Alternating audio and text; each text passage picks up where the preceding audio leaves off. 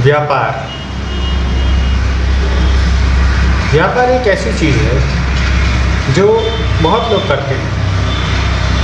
कोई छोटी दुकान लगा के करता है, कोई बड़ी दुकान या शोरूम लगा के करता है, कोई प्रोडक्शन की फैक्ट्री ही लगा लेता है। इनको कोई बिना रजिस्टर करे चलाता है, कोई फर्म बना के चलाता है, कोई प्राइवेट लिमिटेड कंपनी बना के चलाता है। मगर हर व्यापार में एक जगह से सामान खरीदा जाता है और दूसरी जगह बेचा जाता है, चाहे वो प्रोडक्शन ही क्यों ना होता। प्रोडक्शन में भी एक जगह दाम लगा करके हम सामान खरीदते हैं और दूसरी जगह ले जाके उसका प्रोडक्शन करते हैं और फिर तीसरी जगह बेचते हैं। अब खरीद से लेकर बिक्री तक बीच में हमें सारे खर्चे देखने हैं। बिजली पानी का बिल, दुकान अगर किराए की है तो उसका किराए का बिल, दुकान अगर खुद की है, अपना पैसा लगा के खरीदी हुई है, तो कम से कम उस दुकान का डीवैल्यूएशन, हर महीने का हम उसका डीवैल्यूएशन एक निकाल सकते हैं।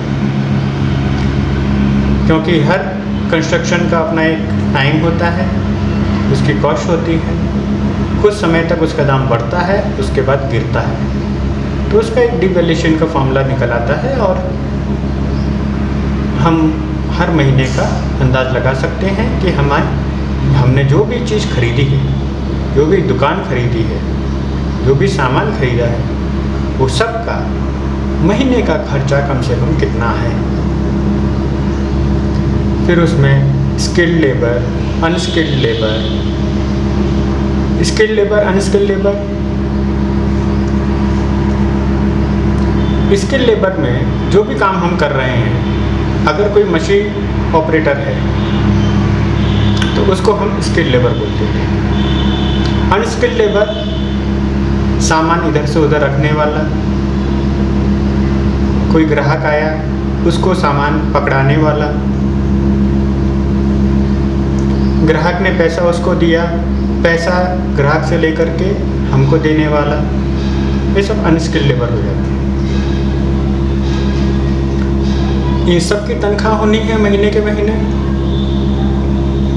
सारे खर्चे निकलने हैं इंक्लूडिंग ट्रांसपोर्टेशन, सामान खरीद के लाना, सामान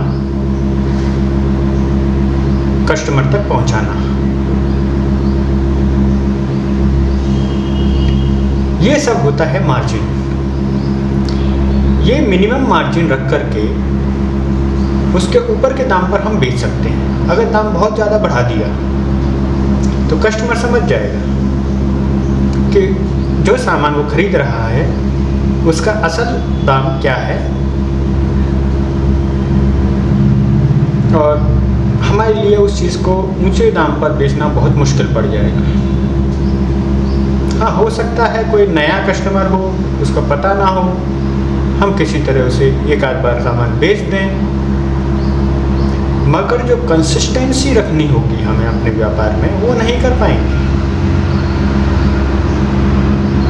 इसी प्रकार कुछ तरीके आज ऐसे भी हैं डिजिटल दुनिया में, जब पैसा इन्वेस्ट करना ही है तो क्यों ना ऐसी चीज़ों को देख के किया जाए जिसमें हम भाव के चढ़ने और उतरने को देख पा रहे हैं। इस डिजिटल व्यापार को हम शेयर मार्केट का नाम देते हैं। शेयर मार्केट कुछ लोगों ने बदनाम भी कर रखा है, कुछ लोग उसे सट्टा बाजार बोलते हैं, मगर सच में देखा जाए तो शेयर मार्केट जो है वो हमें सही आंकड़े दे देता है कि भाव कहाँ है, कितना ऊपर गया था, कितना नीचे गया, कहाँ तक वापस आने की उम्मीद है, वापस आया तो उसके बाद कहाँ तक जाएगा। ये सब चीज़ों को हम नज़रअंदाज करके कुछ लोग टिप्स पे चले जाते हैं, कुछ लोग इसको बस सट्टा बाजार समझ लेते हैं, कहीं से भी कुछ न्यूज़ मिल गई या कुछ भी अंदाज़ा हो गया उनको, बस खरीद लेते हैं और राम भरोसे जब उनकी इच्छा होती है तब बेचने की कोशिश करते हैं। ज़्यादातर अकाउंट जो है नुकसान में ही जाते हैं, क्योंकि वो ये अंदाज़ा नहीं लगा पाते कि जो किसी भी व्यापार में बिजली, पानी, skilled labour, non skilled labour, दुकान का खर्चा या किराया, ट्रांसपोर्टेशन, ये सब मिला करके जो मार्जिन होता है उसका क्या किया। मार्जिन शेयर मार्केट में जो स्टॉक एक्सचेंज होता है और जो ब्रोकर होता है जो हमें ट्रेड करना का एक प्लेटफॉर्म दे देता है, उनके खर्चे होते हैं कुछ, जिसमें वो टैक्सेस, चार्जेस, ब्रोकरेज ये सब लगाते हैं। तो इसमें मार्जिन हमारा अच्छा खासा एक फिक्स दाम पता चलता है हमें कि इतने मार्जिन के बाद ही हमें बेचना है।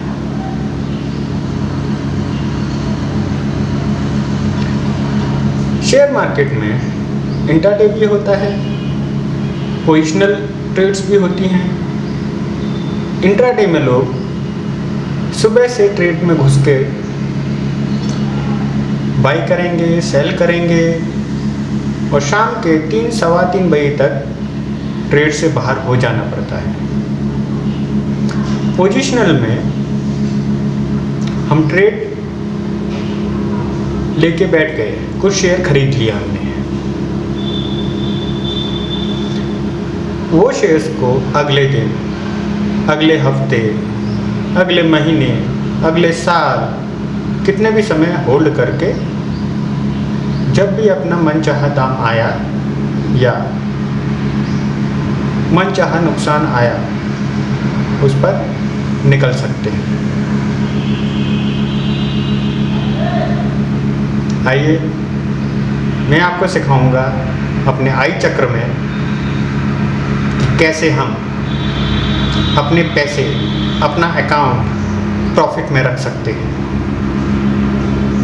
मैं हूं मनोज शर्मा, आई चक्र का रचयिता।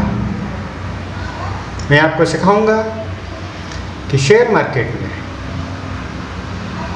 कैसे हम प्रॉफिट निकाल सकते हैं। यह शेयर मार्केट कुछ भी हो सकता है, इंडियन मार्केट हो सकता है, इंडियन मार्केट का ऑप्शंस हो सकता है, और मैं इसमें आपको फॉरेन के भी जो चार्ट होते हैं उनमें भी कैसे एनालिसिस करना है वो अभी सिखाऊंगा।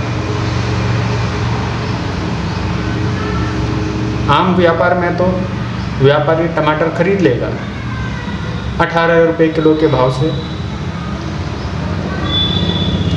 लाख रुपए के टमाटर खरीद लिए, 2 दिन उसके गोदाम में टमाटर रखे रहे, 2 दिन बाद टमाटर का दाम आ गया 2.5 रुपये किलो, 18 रुपये से सीधा 2.5 रुपये किलो। कहाँ से निकालेगा वो व्यापारी 18 से 2.5 रुपये का नुकसान?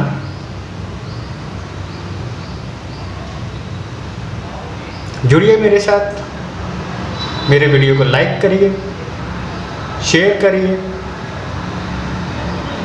किसी भी तरह का कोई भी डाउट या प्रश्न हो कमेंट करिए, मैं जवाब देने की कोशिश करूँगा।